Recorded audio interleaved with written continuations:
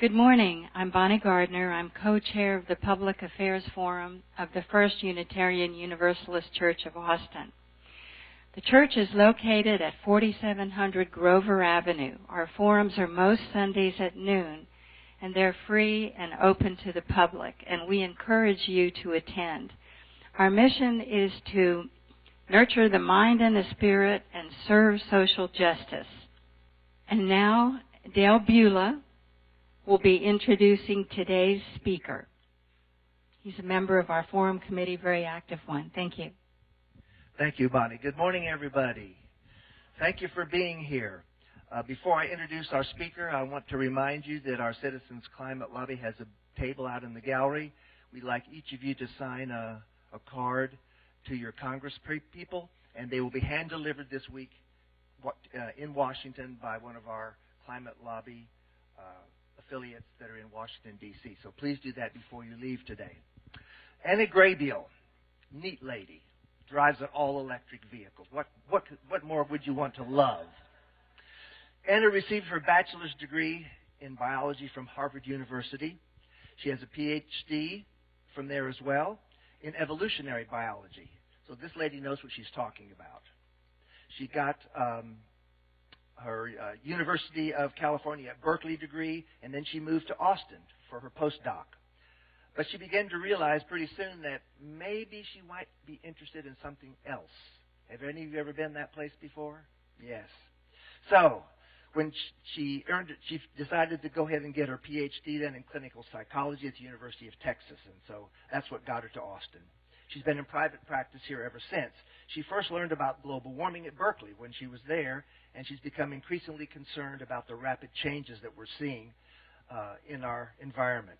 Along with a co-leader, she started the Austin chapter of the volunteer-based organized Citizen Climate Lobby about 2 years ago as a way to get involved and take action on this challenging problem that will affect not only us, but our children and our grandchildren. So please welcome Anna to bring her presentation. Anna. Okay. I guess I'm on. Thank you very much, Dale, and thank you all very much for having me here. It's really a pleasure to talk to a group of people that is interested and concerned about this issue, which I'm calling our greatest challenge, and that's for many reasons. It affects almost every aspect of all of our lives. It affects almost every aspect of the ecosystem in which we live, and it's going to require human behavior that's difficult to see, like cooperation among nations and things like that. So it really is a giant challenge. I didn't know you were going to give quite my biography like that. It was interesting. I wanted to explain a little bit about who I am so you know who's talking to you. I did go to Harvard for my undergrad. I majored in biology. At that point, I was really interested in understanding how organisms work, and at that time, it seemed like the way to do that is to really be able to open them up and dissect them and see, what went on inside. So I actually thought I would be a doctor at first, but then in college, I learned about research, got really excited about that, and I went to Berkeley for my PhD in evolutionary biology. I worked with a wonderful man named David Wake, who's an amphibian biologist. He focused on salamanders. I worked on toads.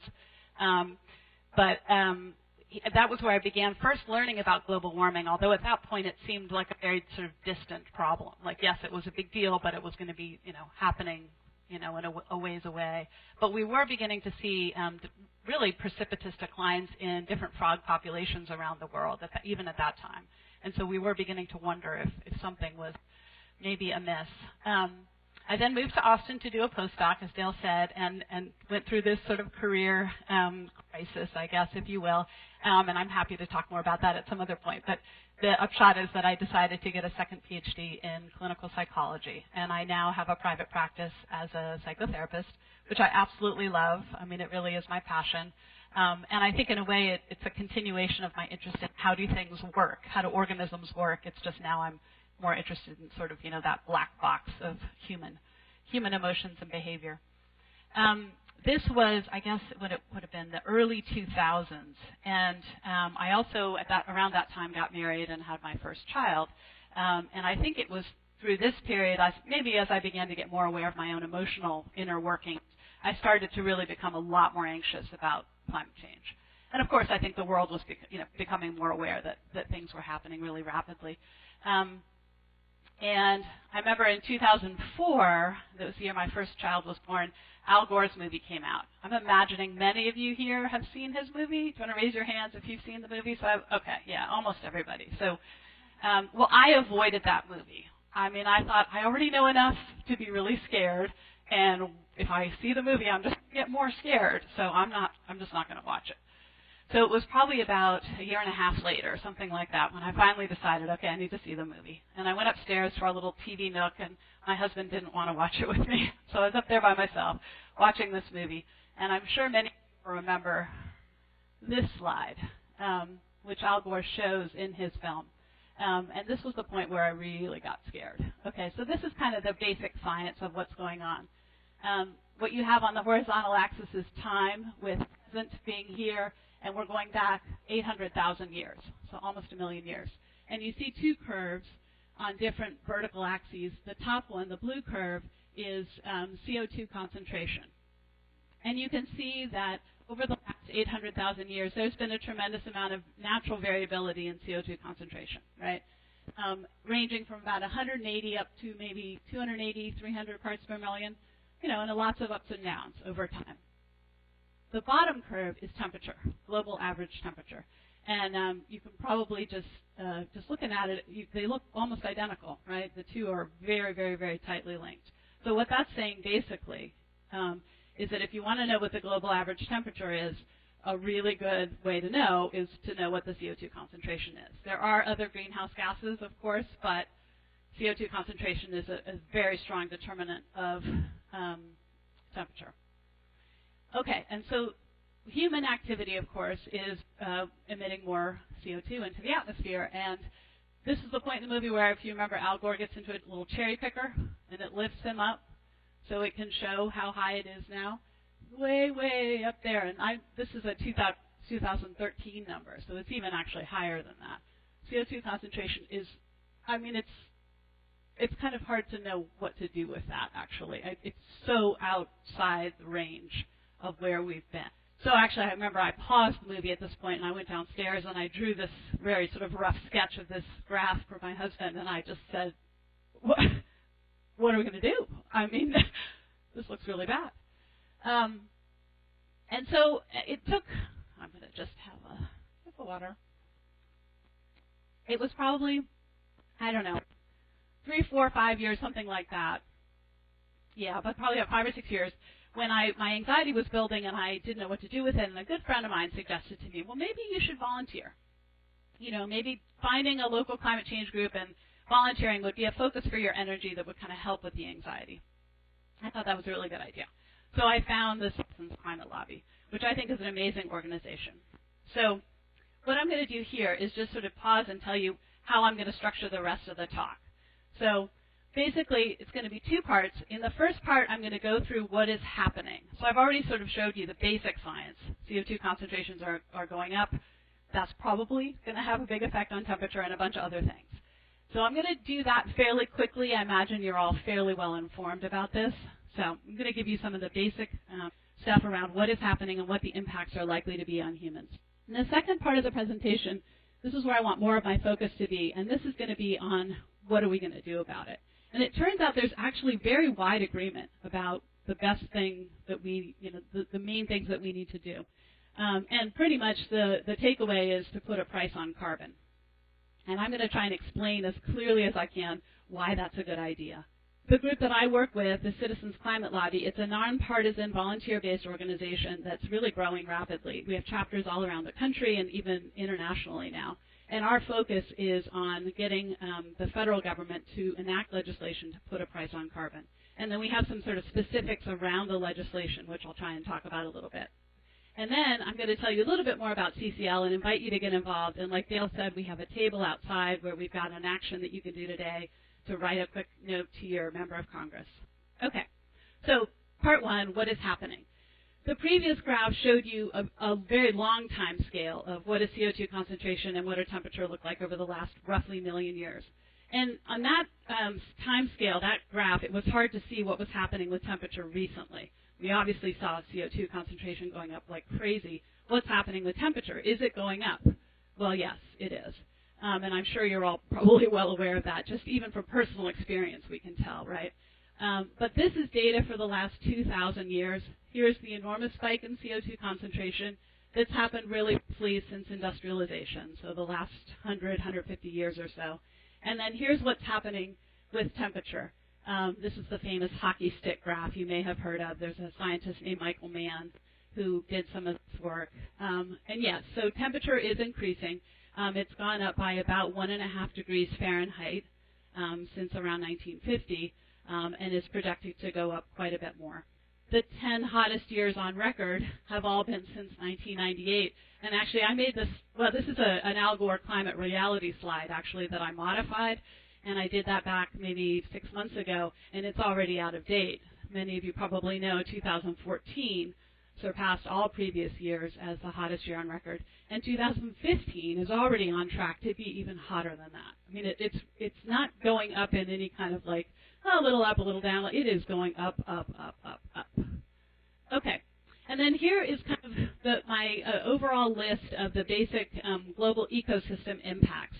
And this comes from the Intergovernmental Panel on Climate Change, the IPCC, which I'm sure most of you have heard of, a worldwide organization of many, many scientists who are pooling together their data to get a good picture of what's going on. And these are the sort of most well-supported findings. They had their 5th assessment report out last spring. So global temperature is increasing 3.5 to 7.5 degrees Fahrenheit by 2100. So again, we've gone up about 1.5 degrees, and we're already seeing a lot of changes. What on earth is it going to look like if we go up that much? Temperature is rising much more rapidly over land and over the Arctic,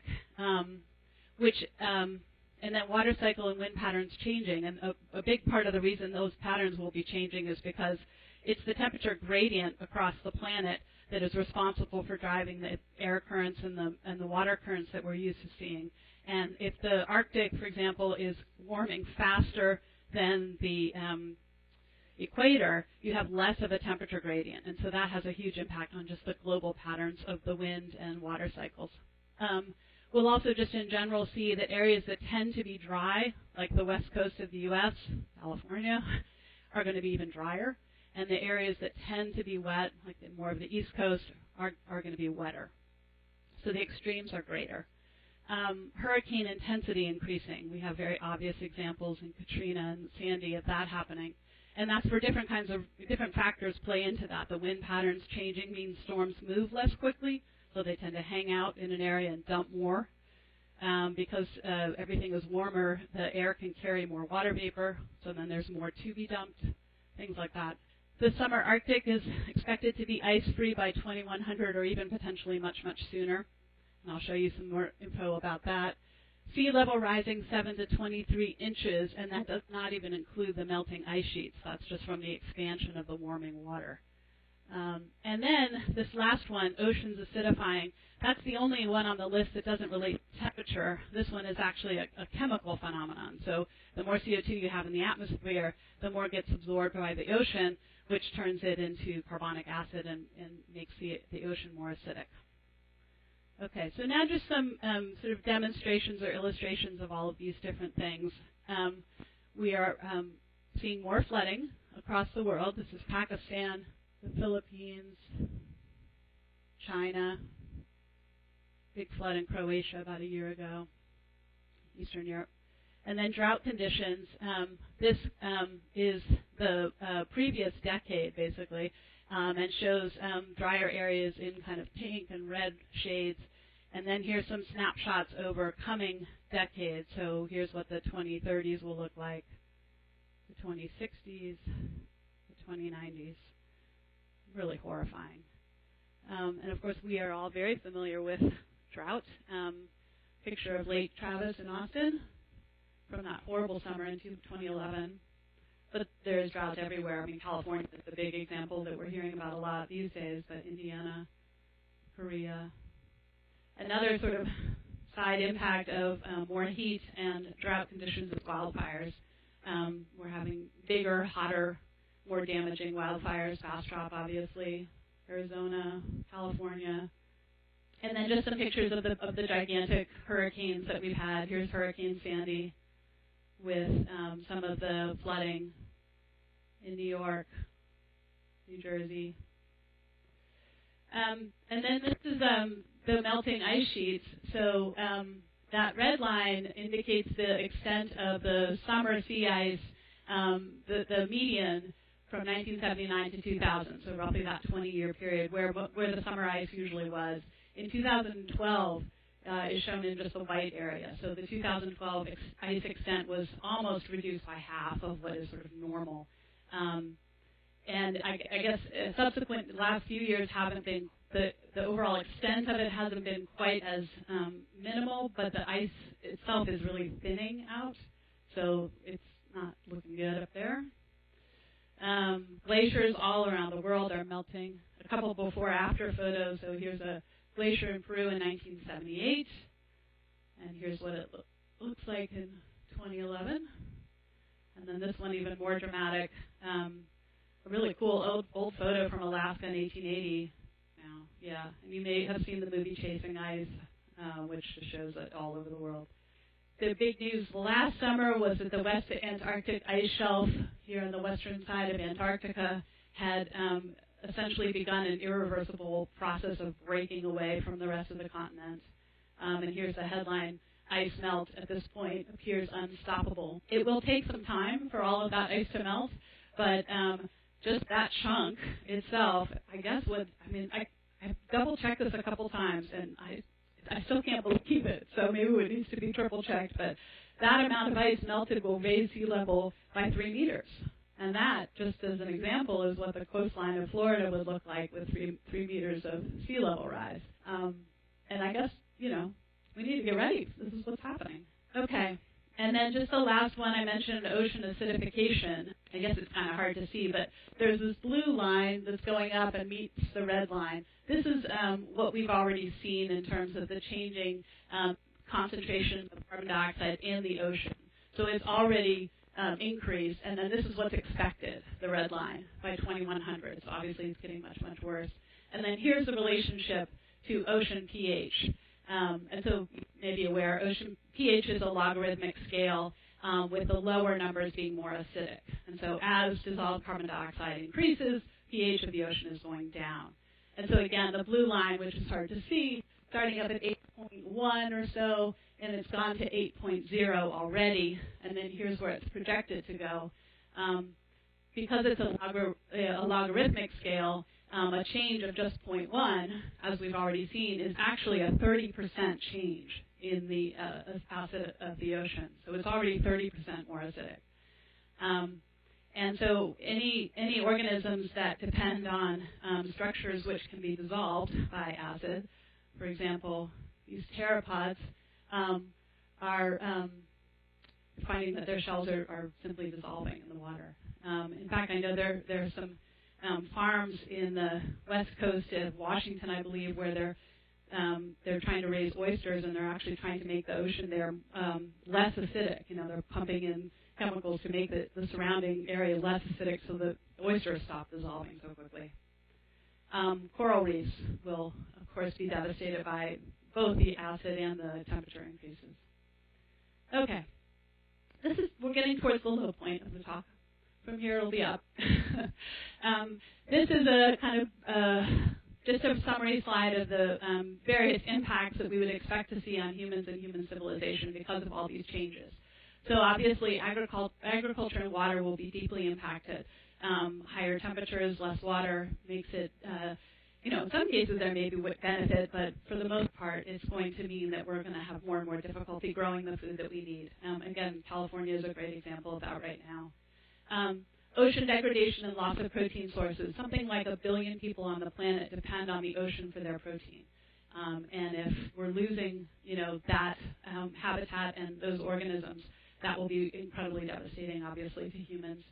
the health impacts of climate change are enormous.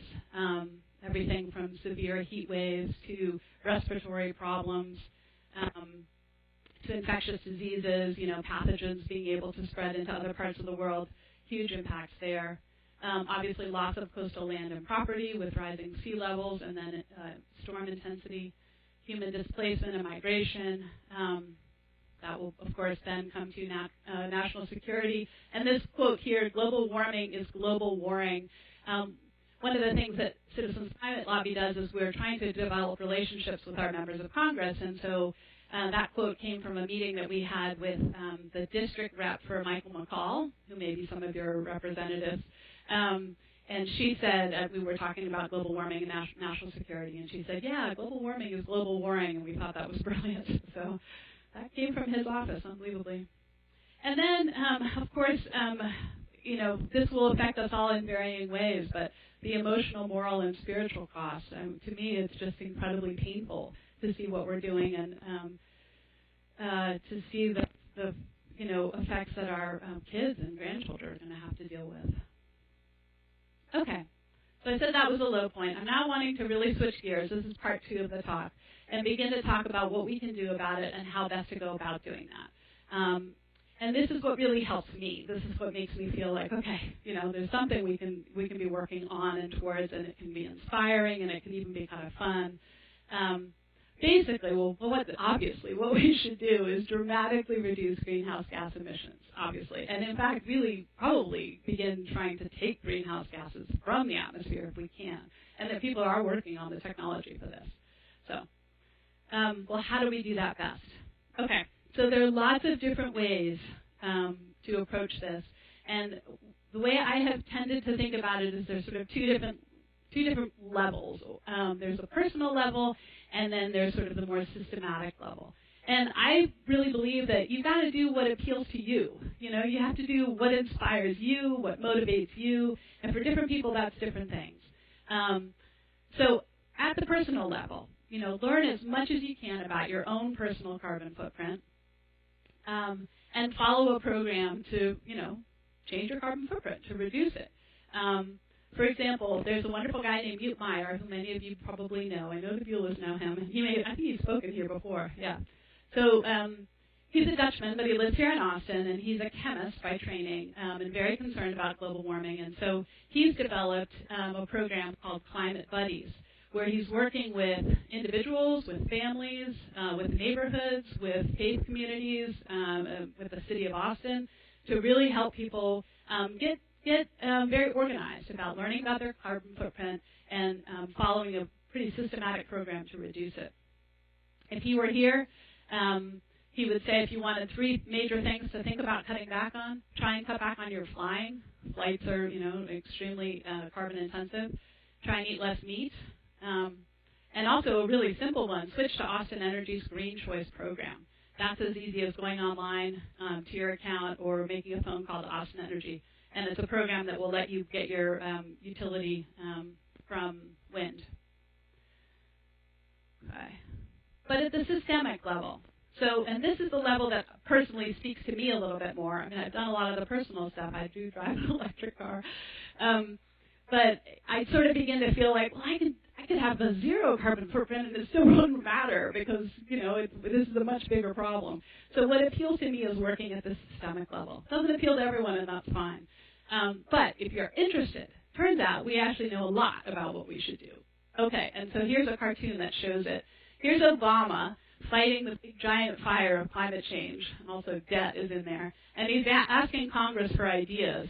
He's got the fire hose all ready to go, but they're just not willing to hook it up to the fire hydrant over there that says carbon tax. Okay, so let me explain as best I can what a carbon tax is, how it works, why it would be effective. Okay, so it comes down to the problem of externality. So in economics, an externality is basically the unpaid cost of a transaction. Okay, so you've got a producer that makes some sort of good, and then you've got a consumer that buys that good. And if there is some cost involved in this whole process that neither one of them is paying, that's called an externality. Most of them, as it kind of makes sense it would be, most of them are related to environmental consequences. So like air, water, or noise pollution. You know, this band is putting on a show. These people bought their tickets, but other people are sort of paying the cost of dealing with the high decibel levels, and they can't sleep. Antibiotic resistance is another great example. You know, we use them, and it's great, and we need them, but there's a cost of using them that all of us collectively are then building up and having to pay. Collapse of fisheries from overfishing, global warming, of course. If polluting is free, it's an externality. It's not priced into the transaction. Okay, how do you deal with externalities? Well, that was solved by this guy, Arthur Pigou, back in 1920 in his book, The Economics of Welfare. And so it's often called Pigouvian taxation. So here it is. If the problem is that the social costs of global warming are external to the market because polluting is free, the solution is government makes sure that people pay that social cost, or they impose a price on carbon, a carbon tax. Pretty much it all is the same thing. So here's a real simple schematic that shows how it works, with government up at the top, and then here are households. The idea is that the fossil fuel companies, so oil companies, coal companies, anyone who's pulling fossil fuels out of the ground should pay a price per volume of CO2 emission, so like per metric ton of fuel, whatever it is. So however much carbon will go into the atmosphere, they would put a price on it that they would then pay to the government. Okay, so they pull 1 metric ton of fuel out of the ground, they pay this money to the government. The best estimate right now is that's also sometimes called the social cost of carbon, and the best estimate is that it should be about $37 per metric ton of CO2 in the atmosphere. What happens to prices? Well, these guys obviously are not stupid, and if they are having to pay that much extra money to the government, they're going to raise the prices for those commodities, for the fossil fuels, for the gas that we buy, the coal that we burn, all of that. So households are then going to have to pay more to those companies for those products.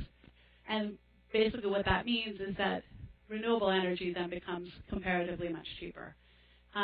Many people think of this as really just kind of leveling the playing field. Fossil fuels are artificially cheap because no one's paying for the cost. So let's change that and let's put that price into the system. And that will give the economy as a whole a huge incentive to switch over to renewable energy. The elegance of carbon pricing. It really affects the entire system all at once. It incentivizes consumers because goods with a lower carbon footprint are cheaper. So they are incentivized to go to lower carbon footprint alternatives. It incentivizes producers. If they can lower the carbon footprint of whatever they're making, that will increase their profit margin. And it also incentivizes innovators, right? Because the market is going to reward low carbon technologies, and we need that. And believe it or not, putting a price on carbon is actually supported by a huge, wide range of people. So definitely people on the left. James Hansen, who's kind of the grandfather of global warming, testified in the 80s that it was really going to be a problem, and has become an activist since. And then Bill McKibben, he is an environmental journalist and wrote one of the first books for lay people on global warming. But even people on the right, so Art Laffer, who is an economic advisor to Ronald Reagan, Greg Mankiw, advisor to Bush and Romney, they too have come out in favor of putting a price on carbon because it just comes back to basic principles. I mean, it really makes sense. Companies are even getting ready for prices on carbon.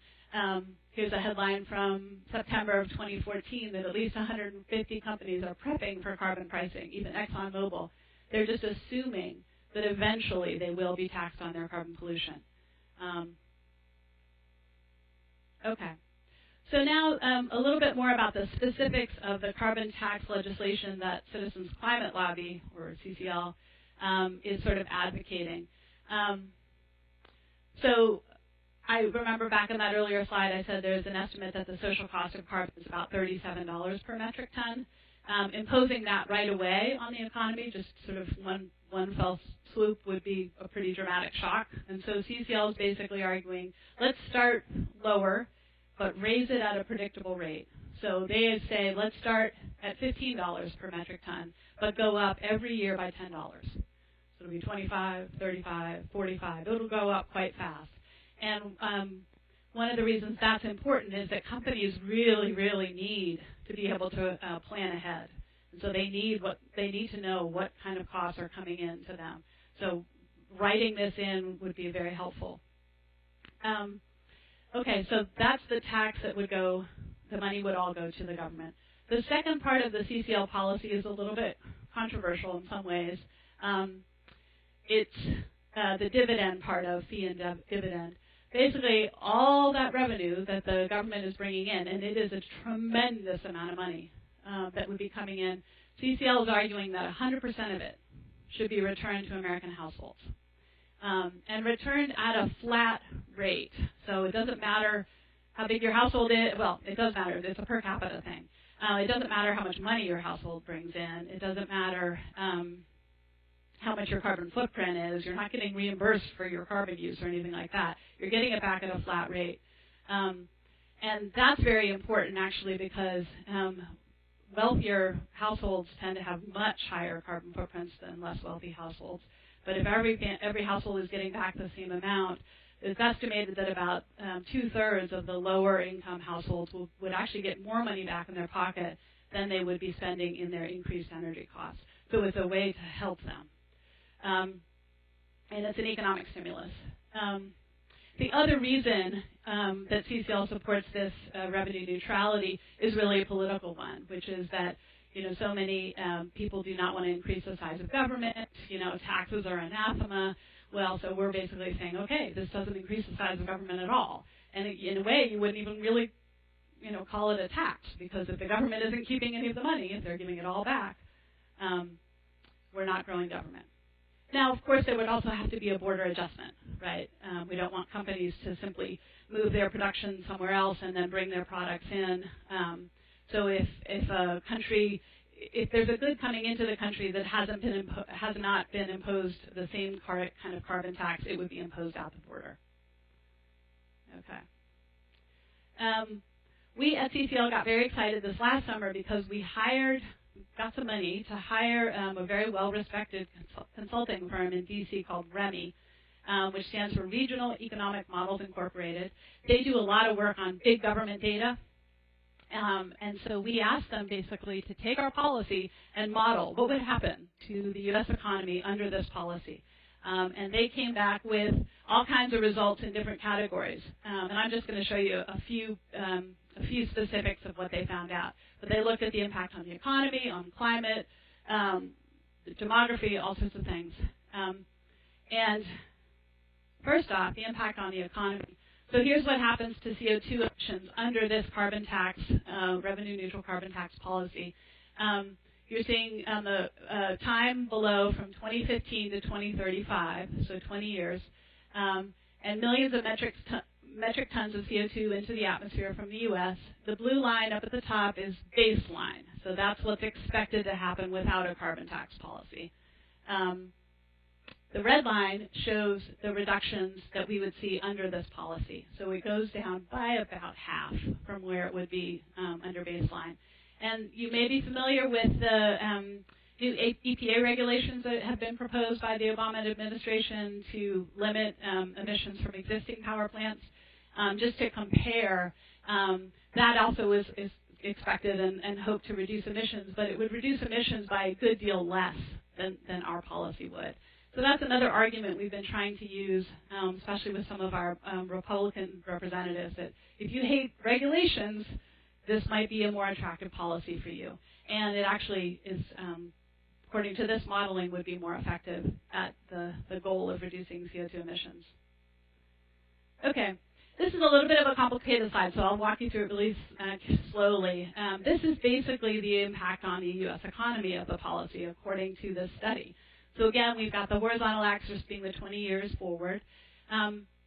Ignore the lines for now and just focus on the purple bars. Okay, so what this is showing is how much would the economy grow or contract in terms of number of jobs under this policy compared to baseline. Okay, so baseline is the zero axis. Baseline does not mean zero growth. Baseline means how much growth would we expect to see without the policy. And so the bars are showing how how different is this going to be from the growth we already expect to have. Okay? Does that make sense? This is difference from baseline. Okay, so what the purple bars show is the U.S. as a whole, and since they're all above that baseline, it's basically saying we're going to have more jobs under this policy in the U.S. as a whole than we would under business as usual. And the authors of the study even were really shocked that this is how it worked out. You know, that we're talking about posing an enormous cost, an enormous tax on something that we all use, but because of the way our policy is structured, it's not going to have a negative effect on jobs. It's actually going to have a positive effect on jobs. Okay. The lines now represent the 9 different regions of the country. So the purple bars are the country as a whole. The lines are the different regions. And I point this out to show that many of them are actually even above the U.S. as a whole, except for one, this one right here. And that happens to be our region. So I wanted to point that out and sort of explain a little bit more. That's the West-South Central, this guy here, which is mainly Texas. And it looks really bad, right? I mean, we are going to have fewer jobs under this policy, fewer jobs than baseline. And, you know, that's really, it makes sense. We're a very fossil fuel heavy region, and so there are going to be fewer jobs because this industry will be impacted. But just to put it all in context and kind of give you a sense of the difference between baseline, this is now, again, the same 20 years down below, I guess, and the economy, growth in the economy. There are 2 lines there, maybe hard to tell. The blue line now is baseline, and the red line is the growth in the West-South Central region.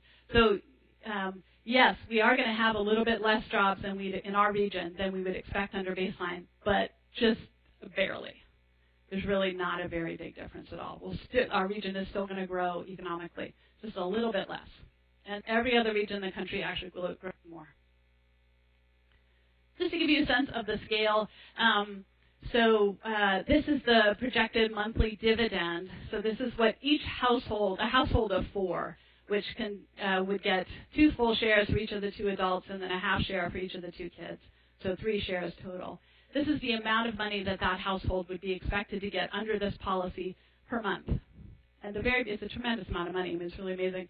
In 2016, each household would be getting about $50 a month, and that just grows and grows and grows. By 2035, up to almost $400 a month per household. So this is a tremendous amount of money coming in and going back out, and an enormous stimulus for the country. Okay, last little section is just to tell you a little bit more about Citizens Climate Lobby. These are the reasons that I love Citizens Climate Lobby. A really positive approach. Our director, Mark Reynolds, is not a scientist. He's not a policy person. He's actually an organizational psychologist. And so he's just brilliant at motivating people and inspiring people. Almost all the conferences I've been to so far, he at some point will cry up at the podium because he's so emotional about what we're all doing. I mean, it's really amazing. He's just a wonderful guy, and there's so many wonderful people in the group. We're incredibly well organized. We have a monthly meeting. It's almost always on the first Saturday of the month. Sometimes it slides because of a holiday, but otherwise it's the first Saturday of the month. And we gather, we listen to what's called the National Phone Call, which is about an hour long. And there's always the same structure. There's always a speaker. It's a big conference call, basically, that we're participating in. And the speaker is, it might be a scientist, it might be someone from government, it might be a policy person, an economist. And they give, brief 10, 15-minute talk, and Mark may ask them some questions. So we're always getting more education on different aspects of this problem. And then the main focus of the talk is to give us our action items for the month. So Mark Reynolds and other staff members, they're all based in San Diego, although more and more, there are actually several around the country. They've come up with, 2 or 3 action items that they want all of us as individuals or chapters to do. It's anything from writing a letter to the editor of your local newspaper, or writing a letter to your member of Congress, or doing an outreach event, something like this.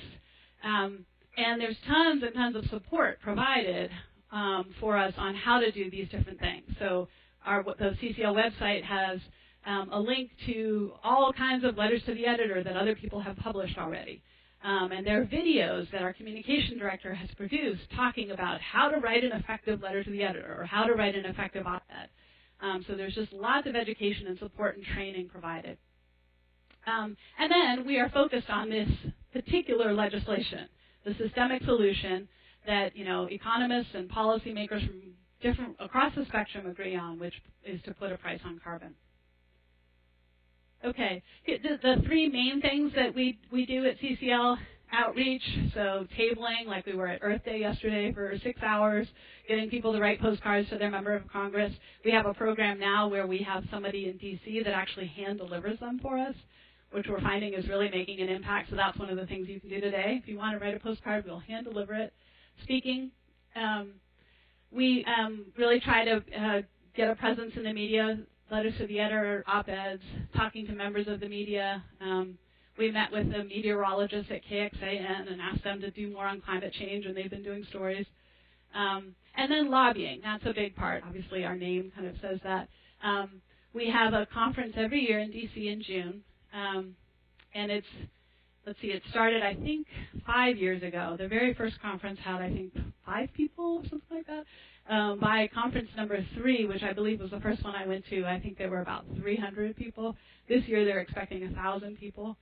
And we try to meet with every single office on the Hill. There are 535 offices, 100 senators, 435 members of Congress. We had 507 meetings last year, so we almost got to all of them. This year we'll see if we can make it and get to all of them. And then we also are working really hard, well, part of that is developing relationships with these offices. I know to many of us it just seems unbelievable that any of those guys or some of those guys would do anything. But for some good news, Ted Cruz's office, which had been pretty much ignoring us, after I think 2 or 3 months of receiving stacks of postcards from us, they actually said, "Okay, we would like to meet with you when you're here in D.C. We'll schedule a meeting." So our goal is to be really respectful, really listen to them and their concerns, speak to them at a level that they can relate to. And basically to be reasonable and to be there when they're ready to really listen. Okay, I will just close with this slide. These are my 2 daughters here on the right, and then their 2 cousins. I always get a little emotional with this. This is really why I'm doing this. It's for them and their future. So, thank you.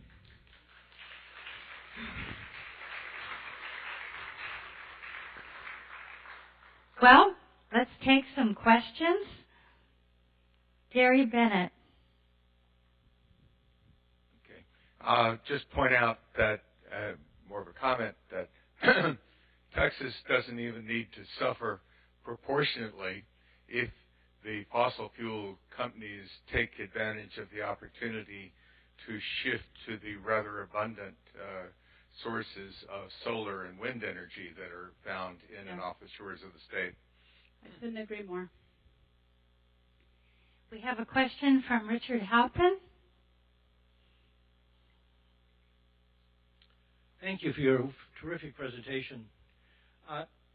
2 questions. One is the Florida map that you showed. When do you suspect that infiltration of the water could be, and is it the same kind of infiltration in Texas? And second question is, why give the money from the fee back to the citizens when we are going to have these terrible climate problems to pay for in terms of cleaning up, if they're all clean-upable? Right. And that money that we're taking because of the carbon could go to clean up the carbon. Right. Yeah. So the sea level rise, I think it's unclear. From what I understand, it's kind of unclear how long exactly it's going to take the melting process to happen to raise sea levels that much. What I showed you from the IPCC was they're expecting 7 to 23 inches by 2100 without the melting. So I'm not sure how much faster we can expect with the melting. So yeah, the the question of what to do with all the revenue that the carbon tax would bring in. I think many people, and I would not be outside of that group, would say, gosh, we really should use that money to help the transition to renewable energy rather than returning it to households. You may know that some Democratic Congresspeople have proposed bills that are somewhat similar.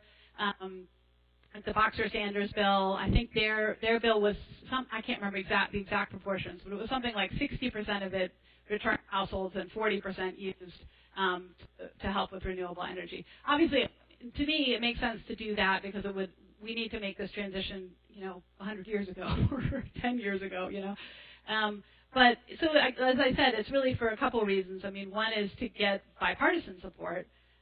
If that's a deal breaker, that we can't have a tax, we can't grow government, then this is one way to do that. And then I think, I'm not an economist, so I'm not exactly the person to ask about how to understand the way it impacts the economy. But certainly, the modeling we've done shows that returning the revenue is a very helpful way to soften the blow and to actually help the economy. So again, making it more politically palatable. We have a question from John Valentine. Would you stand? Thank you. I'm in the power generation industry, and one of the things that we've noticed, the carbon tax movement hasn't gained any traction in the last, I think, 16 years since the first time it was proposed on the Hill. However, there is a noticeable reduction in countries that have adopted emissions credit systems for power generation facilities that are taxed based on their actual emissions. It seems like some of the environmental lobby might want to get behind something that could actually reduce, since we've got no legislation to reduce anything in the last 16 years. I mean, yeah, I'm sort of the view, whatever works, let's do it. Let's do it quickly. But yeah, maybe. I mean, I could bring that back and, yeah. Since I happen to have the mic, I want to ask a question. Okay, yeah. You alluded to problems with food production. Yeah. And I'm wondering how quickly you might envision that, what kinds of tensions or havoc that might create, especially here in the U.S. Right. Yeah, I mean, it's actually very, very complicated. I've heard several different people speak about the impacts on agriculture, and the estimates, from my perception, the estimates don't seem quite as bad as one would expect. But I think that's coming from our, like something like, 10% decrease by 2100, 15% decrease. I mean, I'm kind of making this up, but it's on that order. It's not nearly as bad as I sort of personally think it seems like it would be. But that is through our lens, for us to pay 10 to 15% more in prices is maybe not as big a deal, but for most people in the world, that's a tremendous amount. So, for example, if you're, depending on tortillas and the price of corn has gone up that much, that's a huge impact to you. But it is really complicated because some areas will actually be able to grow more as they get warmer. So, I mean, this one of the problems with this is just so big. The scale is so enormous. Yeah, thank you. We have a question from Luther Elmore. Yes, you said at KXCN you'd received a positive response from them about climate change stories. Yeah. And so a question is, have you approached the other networks, and if so, what were their responses? Well, I'll tell you, one of them, it was actually a face-to-face approach because there was sort of an event that they were doing, and we went up to one of the meteorologists, and I had my daughters, and he just patted one of them on the head and said, "Oh, don't worry, this is all going to be fine." They have not been very receptive. The KXAN people were fabulous. This is Jim Spencer and David Yeomans primarily.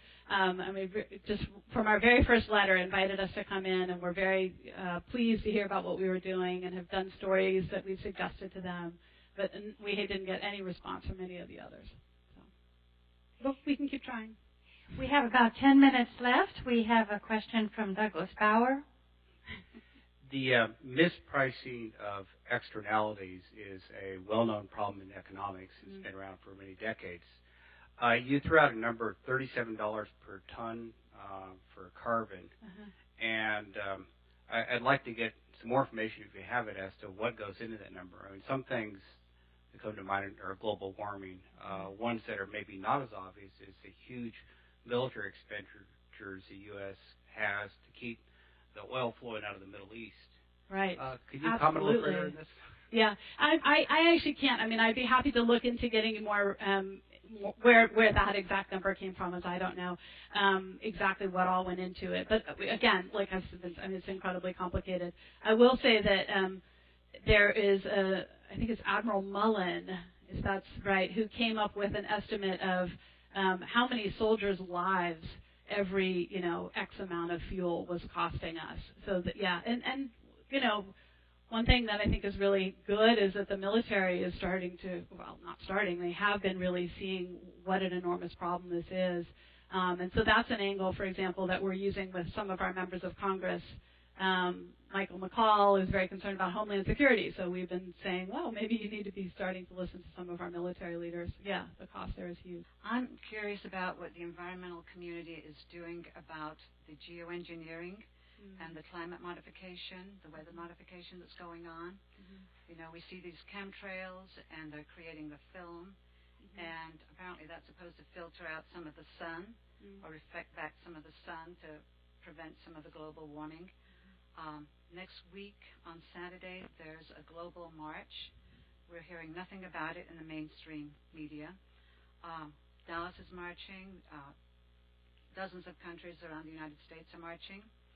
Countries all over Europe and the rest of the world are marching and trying to get attention to this problem, because I'm just wondering why the environmental community is not addressing this and why we're not hearing anything about it when the scientists and meteorologists out there giving all the scientific information. Well, that is, it's not our focus, at Citizens Climate Lobby, so that's not something that we're really looking at. I think that there's I think it's a really complicated question for all of us and for environmentalists, because we may be at the point where some sort of geoengineering is actually not a bad idea. I don't know. And it does seem like it would be reasonable to be able to do some kind of limited or, some sort of testing on it, to get some science around it. But I know, obviously, it'd be preferable if we didn't need to do that. And so I think it's a tricky question, so even within the environmental community, what's the best way to go with that? But yeah, the chemtrail stuff, that's just not part of what we're focused on. So I don't have any information about it. We have a question from Chris Schluterman. My question is kind of technical. Yeah. When we're talking about tons of carbon, are we talking about the tonnage of CO2 or yes. the carbon component of the CO2? Sorry. I was a little bit... It's the CO2 in the atmosphere. All right. Thank you.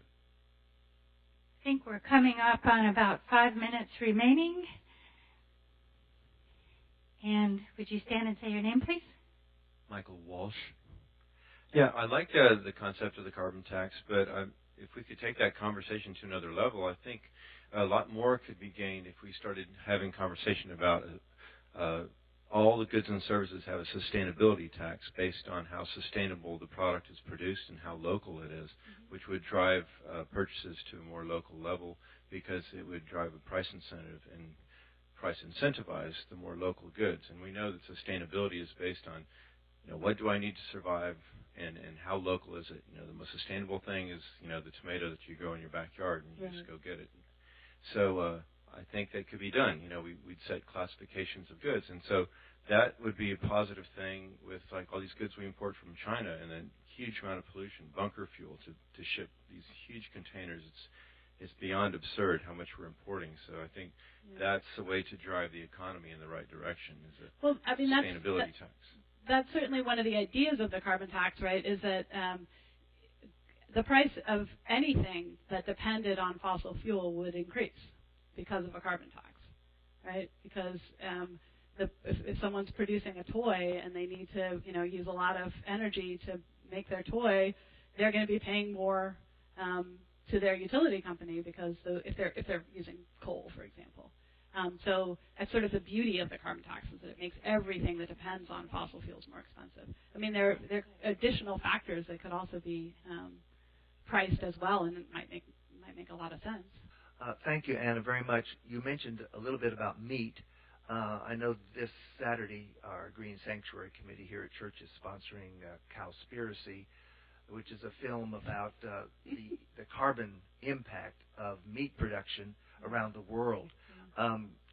Could you give us a hint as to what you might know about how carbon intensive cattle raising might be? It's not only just the destruction of rainforest to provide pasture, but the use of water and so on? Yeah, I'm not the person, unfortunately. You probably have better knowledge of the numbers on that. I mean, I know it isn't carbon intensive. I know, Yoop says to eat less meat. It's a huge contributor.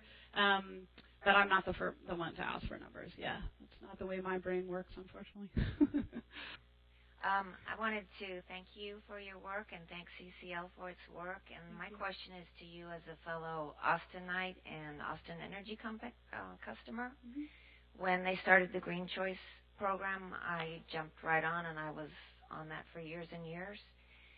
But it always made me wonder, why aren't all of us sharing the investment why doesn't the city ask all of us to share the investment into renewable resources? Mm-hmm. The city, and my problem is that I call the city and say, if I become a Green Choice member again, will I get only wind and solar at my house?